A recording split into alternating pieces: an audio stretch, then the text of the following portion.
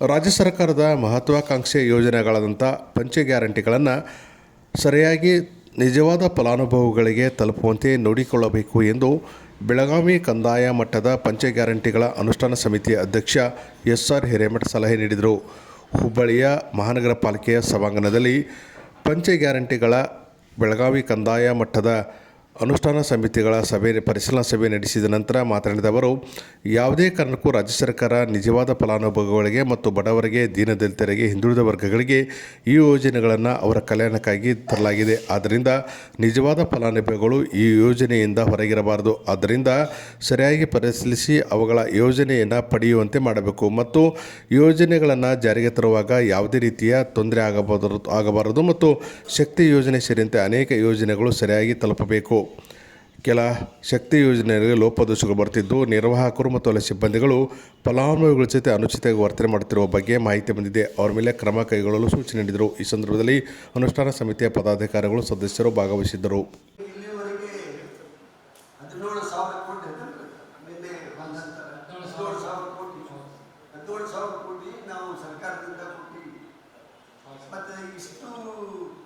ಶೇಕಡ 60% ಜಾಸ್ತಿ ಆಗೈತಿ. ಮತ್ತು ಜನರ ಅಡ್ಡಾಡೋದು ಈಗ ನಮ್ಮ ಶಕ್ತಿ ಯೋಜನೆ ಪ್ರಾರಂಭ ಆಗ್ತಾನೆ 60% ನಿಮಗೆ ನೀವು ಏನು ಪಬ್ಲಿಸಿಟಿ ಇಲ್ದಂಗೆ ನಾವು ಇದನ್ನ ನಮ್ಮ ಸ್ಕೀಮ್ನಿಂದ ನಿಮಗೆ ಆದಾಯ ಬರ್ತೈತಿ. ಹೌದಿಲ್ಲ? ಆ ಪ್ರಕಾರ ಅವ್ರಿಗೆ ಸರ್ವಿಸ್ ಕೊಡ್ಬೇಕಲ್ಲ. ನೀವು ಬರೀ ಲಾಭ ಕೇಳಿದ್ರೆ ಅಷ್ಟೇ ಸರ್ವಿಸ್ ಕೊಡಬೇಕು. ಸರ್ವಿಸ್ ಕೊಡ್ತೀವಿ. ತಾವೇನೇ ಲೋಡ್ ಫ್ಯಾಕ್ಟ್ರಿ ಮೊದಲೆಲ್ಲ ನಮ್ಮದು 60-70% 20% ಆಗಿದೆ ಸರ್. ಸೀಟ್ ಕೆಪಾಸಿಟಿಗಿಂತ ಜನ ಸ್ಟ್ಯಾಂಡಿಂಗ್ ಹೋಗೋದ್ರಿಂದ ನಮ್ಮ ಲೋಡ್ ಫ್ಯಾಕ್ಟ್ರಿ ಏನಿದೆ 123% ಲಾಸ್ಟ್ ಮಂತಲ್ಲಿ ರೆಕಾರ್ಡ್ ಆಗಿದೆ ಸರ್. 123% ಹೆಚ್ಚಿಗೆ. Yes sir, yes sir. ಅದು ಹೊಸ ರೂಟ್ಗಳನ್ನು ಕೂಡ ನಾವು ಕಳೆದ 2-3 ಮಾಡಿಕೊಡ್ರಿ ಅಂತೇಳಿ ತಮ್ಮಲ್ಲಿ ಇಲ್ಲ ಸರ್. ಹೋದಾವೆ ಸರ್ ನಮ್ಮ ಡಿಸ್ಟ್ರಿಕ್ಟ್ ಮೀಟಿಂಗ್ನಾಗ ಸಹಿತ ಒಂದು ಪ್ರಸ್ತಾಪ ಮಾಡ್ಯಾರ ಸರ್. ಕೆಲವೊಂದು ಸ್ಟಾಫ್ಗಳನ್ನು ಕೇಳಿದ್ರು, ಹೊಸ ಬಸ್ಗಳನ್ನು ಕೇಳಿದ್ರು. ನಾವು ಸ್ಟಾಫ್ ಏನೈತಿ ಕೊಡ್ರಿ, ಇಮಿಡಿಯೇಟ್ ಕೊಡ್ರಿ ಸರ್, ಕೊಡ್ರಿ. ಅದು ಏನು ಬೇರೆ ಇದು ಏನೋ ಇತ್ತು, ನಾನು ಎಲ್ಲಿ ಒಂದು ಜೊತೆ ಮಾತಾಡ್ತೇನೆ, ಮಿನಿಸ್ಟರ್ ಹತ್ರ ಮಾತಾಡ್ತೇನೆ, ಮಿನಿಸ್ಟರ್ ಹತ್ರ ಮಾತಾಡ್ತೇನೆ. ಸರಿ ಸರ್. ಸಾರಿಗೆ ಇದಕ್ಕೆ ಏನಿದೆ ಅವ್ರ ಶಾಸಕರಿಗೆ ಅವ್ರು ಕೂಡ ಹೋಗ್ತಾರೆ ಬೋಲಾರ ನಿಮ್ಮ ಶಾಸಕರಿಗೆ ಹೇಳಿ. ಸರಿ ಸರ್. ಅವರು ಕೂಡ ಹೋಗ್ತಾರೆ.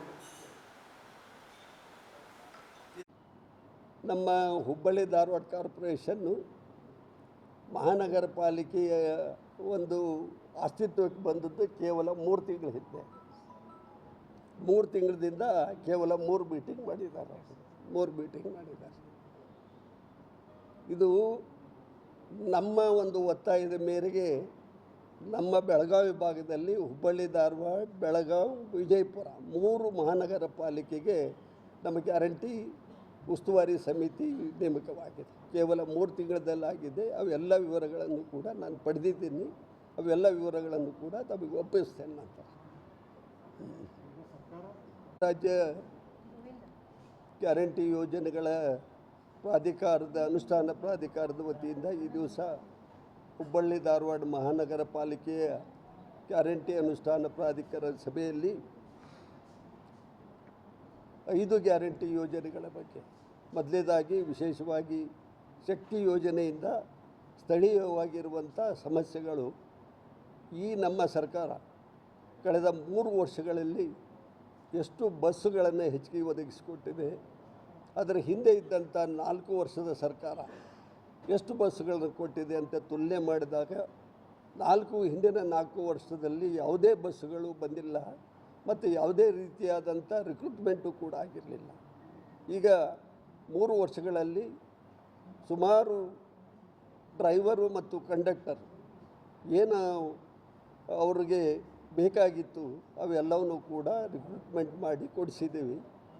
ಇನ್ನು ಇಲೆಕ್ಟ್ರಿಕ್ ವೆಹಿಕಲ್ ಬಸ್ಸುಗಳನ್ನು ಹೆಚ್ಚಿನ ರೀತಿಯಲ್ಲಿ ಹುಬ್ಬಳ್ಳಿ ಧಾರವಾಡ ಮಹಾನಗರ ಪಾಲಿಕೆಗೆ ಕೊಡಿಸಲಿಕ್ಕೆ ನಾನು ಕೂಡ ಪ್ರಯತ್ನ ಮಾಡ್ತೇನೆ. ಸಂಬಂಧಪಟ್ಟಂಥ ಸಾರಿಗೆ ಸಚಿವರು ಮುಖ್ಯಮಂತ್ರಿಗಳ ಹತ್ರನೂ ಈ ಬಗ್ಗೆ ಪ್ರಸ್ತಾವನೆಯನ್ನು ಮಾಡ್ತೇವೆ. ಜೊತೆಗೆ ಸ್ಥಳೀಯವಾಗಿರುವಂಥ ಸಮಸ್ಯೆಗಳು, ಇಲ್ಲಿ ಗಾರ್ಮೆಂಟ್ ಫ್ಯಾಕ್ಟ್ರಿ ಇದ್ದಾವೆ. ನಾವು ಶಕ್ತಿ ಯೋಜನೆಯಿಂದ ಅನೇಕ ಜನ ಮಹಿಳೆಯರು ಅವರು ಬಸ್ನಲ್ಲಿ ಪ್ರಯಾಣ ಮಾಡ್ತಾರೆ. ಅವರು ಯಾರಿಗೂ ಕೂಡ ಯಾವುದೇ ರೀತಿಯಾದಂಥ ಅವ್ರ ಮೇಲೆ ಒಂದು ದೌರ್ಜನ್ಯ ಆಗಿರ್ಬೋದು, ಕೆಟ್ಟ ಮಾತಾಗಿರ್ಬೋದು, ಯಾವುದೇ ರೀತಿಯಾದಂಥ ಕೆಟ್ಟ ರೀತಿಯಿಂದ ಕಂಡಕ್ಟರ್ಗಳು, ಡ್ರೈವರ್ಗಳು ವರ್ತನೆ ಮಾಡುವಂಥದ್ದು ಆಗಬಾರ್ದು ಅನ್ನೋದಕ್ಕೆ ಈ ಬಗ್ಗೆ ನಾವು ಭಾಳ ತೀಕ್ಷ್ಣವಾಗಿ ಹೇಳಿದ್ದೀವಿ. ಈಗಾಗಲೇ ಅಂಥ ವ್ಯಕ್ತಿಗಳ ಮೇಲೆ ಸುಮಾರು 15-16 ಜನರ ಮೇಲೆ ಕ್ರಮ ತೆಗೆದುಕೊಂಡಿದ್ದೇವೆ ಅನ್ನುವ ವಿವರಗಳನ್ನು ಸಂಬಂಧಪಟ್ಟಂಥ DTO ಅವರು ಹೇಳಿದ್ದಾರೆ.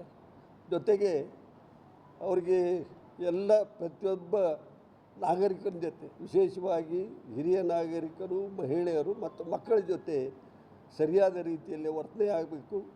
ನಮ್ಮ ಕಾರ್ಯಕ್ರಮಗಳು ಏನು ಶಕ್ತಿ ಯೋಜನೆಯ ಕಾರ್ಯಕ್ರಮ ಭಾಳಷ್ಟು ರೀತಿಯಿಂದ ಯಶಸ್ವಿಯಾಗಿದೆ. 60%ಕ್ಕಿಂತ ಹೆಚ್ಚಿನ ಜನ ಮೊದಲೇನು ಅಡ್ಡಾಡ್ತಿದ್ದು ಅದಕ್ಕಿಂತ 60ಕ್ಕಿಂತ ಹೆಚ್ಚಿನ ಪ್ರಮಾಣದಲ್ಲಿ ಈಗ ಬೇರೆ ಬೇರೆ ರೀತಿಯಲ್ಲಿ ರಾಜ್ಯದ ತುಂಬ ಸುತ್ತಾಡ್ತಾ ಇದ್ದಾರೆ. ಅದರ ಅರ್ಥ ಕೇವಲ ಸುತ್ತಾಡ್ತಾರೆ ಅಂತ ಹೇಳಿದರೆ ಬೇರೆ ಅರ್ಥ ಕಲ್ಪನೆ ಮಾಡ್ಕೊಳ್ಳೋದು ಅವಶ್ಯಕತೆ ಇಲ್ಲ. ಅವರ ಉದ್ಯೋಗಕ್ಕಾಗಿ ಬೇರೆ ಬೇರೆ ವ್ಯವಹಾರಗಳನ್ನು ಮಾಡ್ತಾ ಇರುವಂಥವ್ರು, ಅವ್ರಿಗೆ ಭಾಳಷ್ಟು ರೀತಿಯಿಂದ ಅನುಕೂಲ ಆಗಿದೆ. ಅದರಲ್ಲಿಯೂ ವಿಶೇಷವಾಗಿ ಮಹಿಳಾ ಕೆಲಸಗಾರರು, ಈ ಪಟ್ಟಣ ಪ್ರದೇಶಕ್ಕೆ ಬರುವಂಥ ಕೆಲಸ ಹುಡ್ಕೊಂಡು ಬರುವಂಥವರು, ಈ ಗಾರ್ಮೆಂಟು, ಹೀಗೆ ಅನೇಕ ಒಂದು ಯೋಜನೆ, ನಮ್ಮ ಯೋಜನೆ ಅಡಿಯಲ್ಲಿ ಅವರೆಲ್ಲ ರೀತಿಯಿಂದ ಅನುಕೂಲ ಆಗುವಂಥ ಕೆಲಸವನ್ನು ಇವತ್ತಿನ ದಿವಸ ಸರ್ಕಾರ ಮಾಡಿದೆ. ಗೃಹಲಕ್ಷ್ಮಿ ಯೋಜನೆ ಇವತ್ತು ಸರ್ಕಾರದಿಂದ ರಾಜ್ಯದಲ್ಲಿ 1,30,30,00,000 ಜನ ಇವತ್ತಿನ ದಿವಸ ಗೃಹಲಕ್ಷ್ಮಿ ಯೋಜನೆಯ ಲಾಭ ಪಡೀತಾ ಇದ್ದಾರೆ. ಆ ಗೃಹಲಕ್ಷ್ಮಿ ಯೋಜನೆಯ ಹಣದಲ್ಲಿ ಅನೇಕ ಜನ ಅನೇಕ ರೀತಿಯಿಂದ ಉದ್ಯೋಗ ಮಾಡಿದ್ದಾರೆ.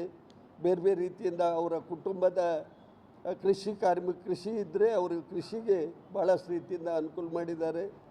ಕೆಲವೊಬ್ಬರು ಸ್ಟೇಷ್ನರಿ ಅಂಗಡಿ ತೆಗೆದಿದ್ದಾರೆ, ಬಟ್ಟೆ ಅಂಗಡಿ ತೆಗೆದಿದ್ದಾರೆ. ಕೆಲವೊಬ್ಬರು ಭಾಳ ವಿಶೇಷವಾಗಿ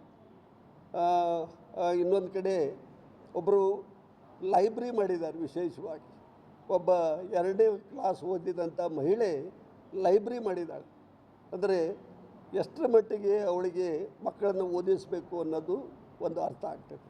ಅದೇ ರೀತಿಯಾಗಿ ನಮ್ಮ ವಿದ್ಯಾರ್ಥಿಗಳು ಏನು ಮೊನ್ನೆ SLC PUC ಪರೀಕ್ಷೆ ಮುಗಿಸಿದಂಥ ವಿದ್ಯಾರ್ಥಿಗಳ 90% 100% ತೆಗೆದುಕೊಂಡಂಥ ವಿದ್ಯಾರ್ಥಿಗಳಲ್ಲಿ ನಾವೆಲ್ಲ ವಿವರಗಳನ್ನು ತರಿಸಿದಾಗ 99% ವಿದ್ಯಾರ್ಥಿಗಳ ಪಾಲಕರು ನಮ್ಮ ಗ್ಯಾರಂಟಿ ಯೋಜನೆಗಳ ಲಾಭವನ್ನು ಪಡೆದಿದ್ದಾರೆ. ಆ ವಿಚಾರವನ್ನು ನಾನು ಇಡೀ ರಾಜ್ಯದ ತುಂಬ ಕೂಡ ಈ ಬಗ್ಗೆ ಪ್ರಸ್ತುತಪಡಿಸಿದ್ದೇನೆ. ಇಲ್ಲೂ ಕೂಡ ಅದರ ಬಗ್ಗೆ ಚರ್ಚೆ ಮಾಡಿದ್ವಿ. ಹೀಗೆ ನಮ್ಮ ಗ್ಯಾರಂಟಿ ಯೋಜನೆಗಳ ಏನು ಲಾಭ ಕೇವಲ ಶಿಕ್ಷಣ ಅಷ್ಟೇ ಅಲ್ಲ, ಮಹಿಳೆಯರಿಗೆ ಅಷ್ಟೇ ಅಲ್ಲ, ರಾಜ್ಯದ ಒಂದು GDP ಕೂಡ ಇಡೀ ದೇಶದಲ್ಲೇ ಹೆಚ್ಚಿನ ಮಟ್ಟದಲ್ಲಿ ಆಗಲಿಕ್ಕೆ ಸಹಕಾರಿ ಆಗಿದೆ ಅಂತ ಹೇಳಿ ಈ ಸಂದರ್ಭದಲ್ಲಿ ನಾನು ಹೇಳಲಿಕ್ಕೆ ಬಯಸ್ತೇನೆ. ಉತ್ತರ ಕನ್ನಡ ಜಿಲ್ಲೆಯಲ್ಲಿ 2,200 ಜನ ನಮಗೆ ಯಾವುದೂ ಗ್ಯಾರಂಟಿಗಳು ಅವಶ್ಯಕತೆ ಇಲ್ಲ ಅಂತ ಬರೆದು ಕೊಟ್ಟಿದ್ದಾರೆ. ಎಲ್ಲ ಅವರು ಸಾಮಾನ್ಯ ಜನ, ಮತ್ತು ಕೇವಲ ಅನುಕೂಲಸ್ಥರು ಅಷ್ಟೇ ಅಲ್ಲ, ನಾವು ಶ್ರೀಮಂತರು ಅಷ್ಟೇ ಬರ್ಕೊಟ್ಟಾರಂತಿಲ್ಲ. ಸಾಮಾನ್ಯ ಜನ ನಮಗೆ ಗ್ಯಾರಂಟಿ ಯೋಜನೆಗಳ ಲಾಭ ಬೇಕಾಗಿಲ್ಲ, ನಮ್ಮ ಮಹಿಳೆಯರು ಬಸ್ಸಿನಲ್ಲಿ ಹಣ ಕೊಟ್ಟು ನಾವು ಹೋಗ್ತೇವೆ, ಗೃಹಲಕ್ಷ್ಮಿ ಬೇಡ, ಗೃಹಜ್ಯೋತಿ ಬೇಡ, ಬಡವರಿಗೆ ಇದರ ಅನುಕೂಲ ಆಗಲಿ ಅಂತ ಬರೆದು ಕೊಟ್ಟಿದ್ದಾರೆ. ಯಾರು ಇದ್ರ ಬಗ್ಗೆ ಟೀಕೆ ಮಾಡ್ತಿದ್ರು ಪುಕ್ಕಟೆ ಭಾಗ್ಯ ಅಂತ, ಅಂಥವರು ಈ ಥರದ್ದು ತ್ಯಾಗ ಮಾಡಲಿಲ್ಲ ಅವರು. ಅಲ್ಲಲ್ಲ, ನೀವು ಹೇಳೋದು ಪ್ರಶ್ನೆಗೆ ಉತ್ತರ ಕೊಡ್ತೀನಿ ನಾನು. ನೋಡಿ, ಸುಮಾರು ರಾಜ್ಯದ ಮುಖ್ಯಮಂತ್ರಿಗಳು, ಈಗಿನ ಮುಖ್ಯಮಂತ್ರಿಗಳು, ಹಿಂದಿನ ಮುಖ್ಯಮಂತ್ರಿಗಳ ಜೊತೆ ನಮ್ಮದೊಂದು ಸಭೆ ಆಯಿತು. ಸಭೆ ಆದಾಗ ಅವತ್ತು ಎಲ್ಲ ನೋಡಿದಾಗ 110 ಕೋಟಿ ರೂಪಾಯಿ ಇದುವರೆಗೆ ರಾಜ್ಯದಲ್ಲಿ ಮರಣ ಹೊಂದಿದಂಥವರು ಅವ್ರ ಹೆಸರಲ್ಲೇ ಬೇರೆಯವರು ತಗೊಂಡಿದ್ದಾರೆ. ಹೀಗಾಗಿ ಇದರ ಲಾಭ ಬಡವರಿಗೆ ಮುಟ್ಟಬೇಕೇ ವಿನಃ ಬೇರೆ ಯಾರಿಗೂ ಕೂಡ ಅದು ಯಾರು ನಿಜವಾಗ್ಲೂ ಕೂಡ ಬಡವರಿದ್ದಾರೆ, ಯಾರಿಗೆ ಅವಶ್ಯಕತೆ ಇದೆ ಅದು ಅವ್ರಿಗೆ ಮುಟ್ಟಬೇಕು. GST ಅನೇಕ ಜನ GST ತುಂಬ್ತಾರೆ, IT ತುಂಬ್ತಾರೆ, ಇನ್ಕಮ್ ಟ್ಯಾಕ್ಸ್, ಮತ್ತು ಅವ್ರಿಗೆಲ್ಲ ಕೊಟ್ಟರೆ ಮತ್ತು ಪಾಪ ಇವರು ಬಡವ್ರ ಪರಿಸ್ಥಿತಿ. ಹೀಗಾಗಿ ಸಣ್ಣ ಪ್ರಮಾಣದ ಪರಿಷ್ಕರಣೆ, ಅದೇನು ದೊಡ್ಡ ಪ್ರಮಾಣದ್ದೇನಲ್ಲ. ಯಾರ್ಯಾರು ಎಲಿಜಿಬಲ್ ಅದಾರೋ ಅವ್ರು ಎಲ್ರಿಗೂ ಕೂಡ ನಾವು ಕೊಡ್ತಾ ಇದ್ದೇವೆ. ಇಲ್ಲ ಇಲ್ಲ ಇಲ್ಲ, ಅವ್ರಿಗೆ ಅನ್ಯಾಯ ಆಗಲಿದ್ದಂಗೆ ನಾವು ಯಾವುದೇ ರೀತಿಯಿಂದ ಅನ್ಯಾಯ ಆಗಕ್ಕೆ ಬಿಡೋದಿಲ್ಲ. ಅವರೆಲ್ಲರಿಗೂ ಕೂಡ ಏನು ಅರ್ಹ ಫಲಾನುಭವಿಗಳು ಏನದಾರ ಅವ್ರಿಗೆ 100% ನಾವು ಕೊಡ್ತೇವೆ. ಅಕಸ್ಮಾತ್ ಬಿಟ್ಟು ಹೋಗಿದ್ರು ಕೂಡ ಮತ್ತೊಮ್ಮೆ ಅವ್ರಿಗೆ ಕೊಡಿಸುವಂಥ ವ್ಯವಸ್ಥೆ ಮಾಡ್ತೇವೆ.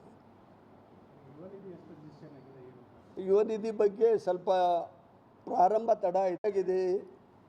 ನಮ್ಮ ಯುವಕರು ನಾವು 3,000 ರೂಪಾಯಿ ಕೊಡ್ತೀವಿ. ಕೊಟ್ಟ ಮೇಲೆ ಏನು ನಮ್ಮ ಜಾಬ್ ಇವು ಅದಾವಲ್ಲ, ಉದ್ಯೋಗ ಮೇಳ, ಜಾಬ್ ಫೇರ್, ಅದರಲ್ಲಿ ಭಾಳಷ್ಟು ವಿದ್ಯಾರ್ಥಿಗಳಿಗೆ ನಾವು ಹಾಜರಾಗ್ರಿ ಅಂತ ಹೇಳಿ ನಮ್ಮ ಇಲಾಖೆಯವರು ಪೂರ್ಣ ಅವರಿಗೆ ಒತ್ತಾಯ ಮಾಡಿ ಕರೆಸ್ತಾರೆ. ಮೊದಲು ಕೆಲವೊಮ್ಮೆ ಒಪ್ಕೊಂತಾರೆ, ಆಮೇಲೆ ಕೆಲವೊಮ್ಮೆ ಅವರು ಬಿಟ್ಟುಬಿಡ್ತಾರೆ. ಆದಾಗ್ಯೂ ಕೂಡ ಅವ್ರಿಗೆ ಟ್ರೈನಿಂಗ್ ಕೊಡುವಂಥ ವ್ಯವಸ್ಥೆಯನ್ನು ನಾವು ಮಾಡ್ತಾಯಿದ್ದೇವೆ. ಯಾಕಂದರೆ GTTC ಅದಾವೆ ನಮ್ಮಲ್ಲಿ. GTTC ಮೂಲಕ ಯಾರಿಗೆ ಇಂಟ್ರೆಸ್ಟ್ ಆಯಿತು ಅದನ್ನು ಓದಿ ಅದರಿಂದ ಬೇರೆ ಬೇರೆ ಕಡೆ ಉದ್ಯೋಗ ಹುಡುಕ್ಬೋದು. ಮತ್ತು ನಾನು ಕೆಲವೊಂದು ಸಲಹೆ ಕೊಟ್ಟಿದ್ದೇನೆ. ಯಾರು ಕಾಮರ್ಸ್ ವಿದ್ಯಾರ್ಥಿಗಳಿದ್ದಾರೆ, ಕಾಮರ್ಸ್ ಓದಿದಂಥ ವಿದ್ಯಾರ್ಥಿಗಳಿಗೆ ಅವ್ರಿಗೆ ಚಾರ್ಟೆಡ್ ಅಕೌಂಟೆಂಟ್ ಕಡೆಯಿಂದ ಟ್ರೈನಿಂಗ್ ಕೊಡಿಸಿ ಬೇರೆ ಬೇರೆ ಅಕೌಂಟು ಬೇರೆ ಬೇರೆ ದೊಡ್ಡ ದೊಡ್ಡ ಫರ್ಮ್ನಲ್ಲಿ ಆಗಲಿ ಅಥವಾ ಅಂಗಡಿಗಳಲ್ಲಾಗಲಿ ಅವ್ರು ಹೋಗಿ ಅಲ್ಲಿ ಕೆಲಸ ಮಾಡಲಿಕ್ಕೆ ಅನುಕೂಲ ಮಾಡಲಿಕ್ಕೆ ನಾವೆಲ್ಲ ವ್ಯವಸ್ಥೆ ಮಾಡ್ತಾಯಿದ್ದೇವೆ ಈಗಾಗಲೇ. ಧನ್ಯವಾದ.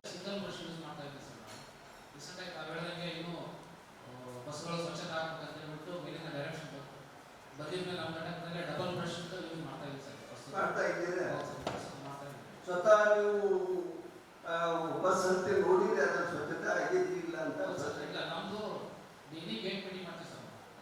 ತಾವಾಗಲೇ ಹೇಳ್ತಾ ಇದ್ದಾರೆ ಸರ್, ಮೀಟಿಂಗ್ ಮಾಡಿ ಹೇಳ್ಬೇಕಂತ ನಾವು ಗೇಟ್ ಮೀಟಿಂಗ್ ಅಂತ ಮಾಡ್ತೀವಿ ಸರ್. ಓಕೆ, ಬೆಳಿಗ್ಗೆ ಅಂದರೆ ತುಂಬ ಜನ ಚಾಲಕ ನಿರ್ವಾಹಕರು ಹೋಗ್ತಾ ಇರ್ತಾರೆ, ಮೀಟಿಂಗ್ ಅದನ್ನೆಲ್ಲ ಕರೆಸಿ ಅದನ್ನೇ ಹೇಳ್ತಾ ಇದ್ದೀವಿ. ಮುಂಚೆನೂ ಕಂಪ್ಲೇಂಟ್ ತುಂಬ ಇತ್ತು ಸರ್.